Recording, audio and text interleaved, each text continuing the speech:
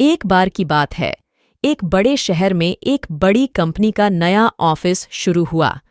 इस नए ऑफिस का उद्घाटन बड़े ही धूमधाम से हुआ और इस ऑफिस में काम करने वाले लोग भी बड़े उत्साहित थे।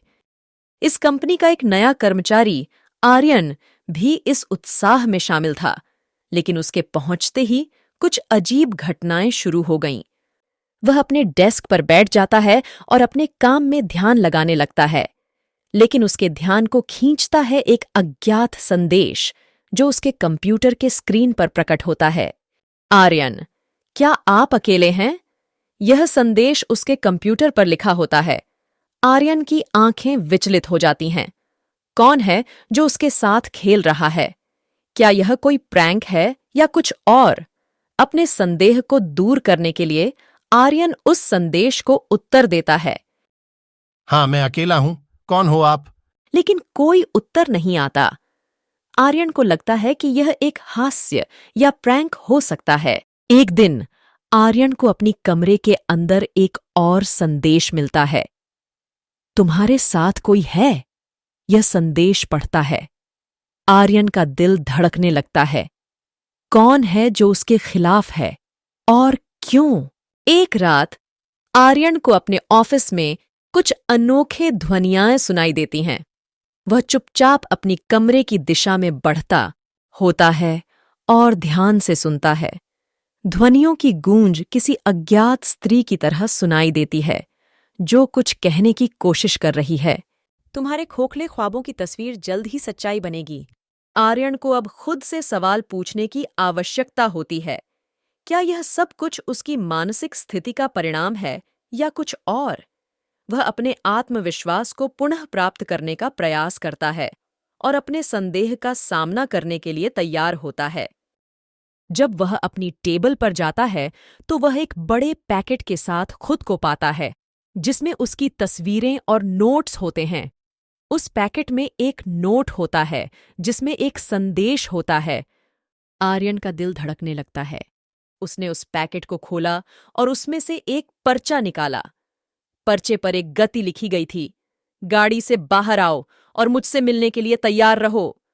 आर्यन को यह संदेश गहराई से झेलते हुए लगता है कि कोई उसके बारे में कुछ जानता है।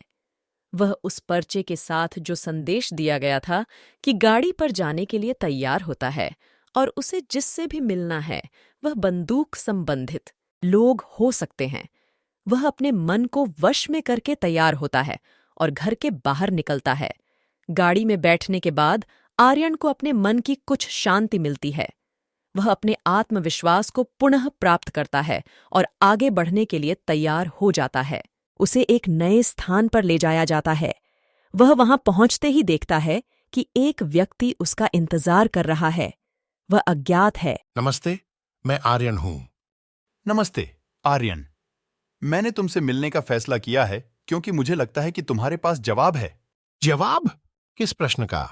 तुम्हें उस संदेह के बारे में जानकारी होगी जो तुम्हारे दिमाग में है। मेरे संदेह के बारे में आपको कैसे पता है? हर रोज तुम्हारी आंखों में एक आग जलती है जो तुम्हें मेरी ओर खींचती है। तुम ध्यान देते हो और मुझे लगता है कि तुम्हें कुछ पता है। मेरे विश्वास और संदेहों को आप कैसे जान सकते हैं? और आप कौन हैं? मैं एक संदेश हूं और मेरा मकसद सिर्फ तुम्हें मदद करना है। तुम्हें उस संदेह को हल करने की आवश्यकता है। कृपया मुझे बताएं कि मैं क्या करूं। तुम्हें एक औरत के पीछे जाना होगा जो तुम्हें सच्चाई के रास्ते पर ले जाएगी। और ध्यान रहे, संदेह की सच्चाई तभी प्रकट होगी जब तुम सच्चाई की तलाश में होगे। क्या आप मुझे और जानकारी दे सकते हैं? कौन है वह और कहां मिलेगी? मैं एक रहस्यमय व्यक्ति हूं और तुम्हें मुझसे कोई सवाल नहीं पूछना चाहिए। मेरी बातों को मान लो और वह औरत तुम्हें स्थान और समय के लिए सूचित करेगी। कुछ दिनों बाद आर्यन को एक अजनबी से मुलाकात होती है जो उसे उस रहस्यमय व्यक्ति के पास ले जाती है। यह औरत कुछ बोलते हुए नहीं होती। वह आर्यन को एक नई दुनिया में ले जाती है जहां संदेह और सत्य का खोज और आंजना होता है। उनकी यात्रा में आर्यन को कई प्रश्नों के उत्तर मिलते हैं, लेकिन हर उत्तर नई प्रश्नों की ओर ले जाता है। वह समझता है कि संदेह और सत्य का पारा केवल विश्वास और सहायता के साथ ही पार किया जा सकता है।